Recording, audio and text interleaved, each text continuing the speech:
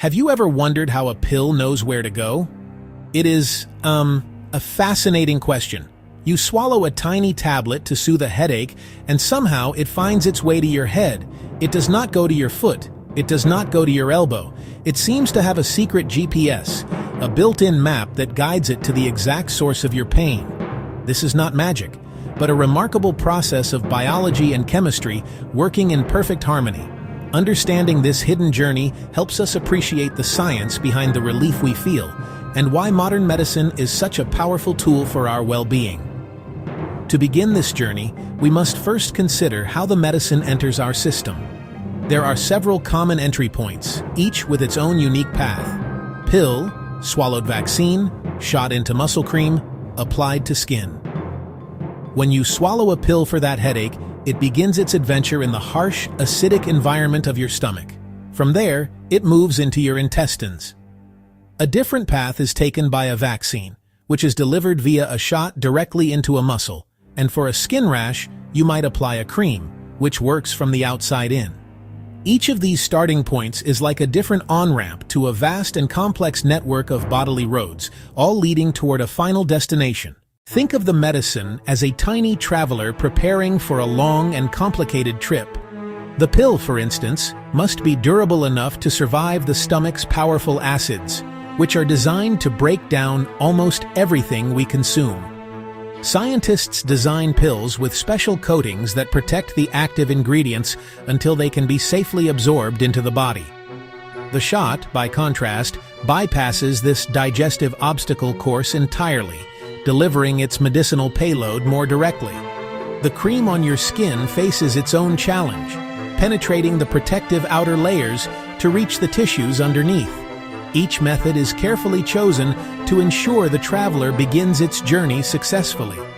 The ultimate goal for our tiny traveler is to reach the bloodstream.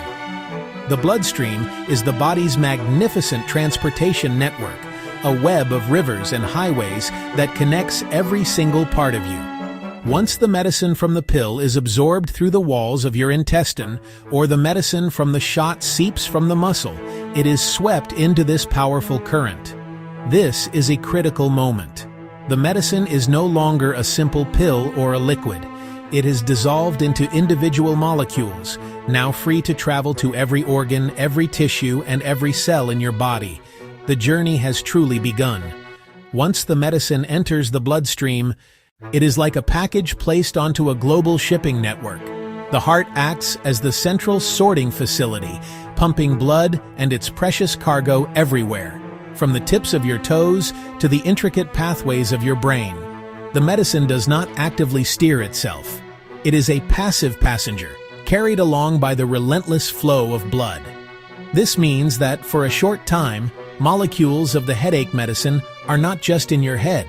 They are also visiting the liver, the kidneys, the lungs. The body is flooded with the medicine, but only specific parts will actually respond to it. This journey is not always a smooth ride. The body has natural defense systems and barriers designed to protect sensitive areas. The most famous of these is the blood-brain barrier, a highly selective filter that acts like a strict security checkpoint for your brain. This barrier prevents many substances, including some medicines, from passing from the blood into the delicate neural tissue. This is why designing drugs for neurological conditions is so challenging. Scientists must create a molecule that not only works on brain cells, but also holds the special access pass required to get past this formidable guard. So, if the medicine travels everywhere, how does it only work where it is needed? The secret lies in a beautiful biological concept that works like a lock and a key. Imagine that the cells in the part of your body that needs help, for instance, the inflamed tissues causing your headache, have tiny, uniquely shaped locks on their surfaces. These locks are called receptors. The medicine molecules are designed to be the perfectly shaped keys for these specific locks. As the medicine circulates through your body, it bumps into countless cells, but nothing happens until it finds the one it was made for. When the medicine molecule, the key, finds and fits into its matching receptor, the lock it triggers a change inside the cell. The key turns, the lock opens, and a message is sent that tells the cell what to do. In the case of a pain reliever, the message might be to stop sending pain signals to the brain. For a heart medication, the message could be to slow down the heart rate.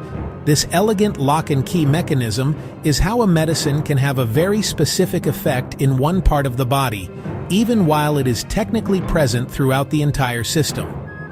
This concept is the central pillar of modern drug design. Scientists spend years, sometimes decades, studying the locks on different cells associated with various diseases. They then meticulously craft keys in the laboratory, testing thousands of potential molecules to find one with the perfect shape and a stable structure. They want a key that fits snugly into the target lock but does not fit into other locks on healthy cells. The more specific the key is to its intended lock, the more effective the medicine will be, and the fewer unintended consequences it will have. This is why a medicine for your heart will not affect a bacterial infection. An antibiotic will not help with your allergies. Each medicine is a specialized key designed for a single type of lock. The lock and key model is powerful, but it is not always perfect. Sometimes a medicine key is not quite as specific as we would like it to be. It might be designed for a particular lock on a target cell, but it partially fits a similar-looking lock on a completely different type of cell elsewhere in the body. When this happens, the medicine can open an unintended door and trigger an unwanted action. For example, certain older allergy medications were famous for causing drowsiness. Their molecular key was excellent at blocking the histamine receptors that cause allergy symptoms. However, that same key also fit into some receptors in the brain that regulate sleep and wakefulness.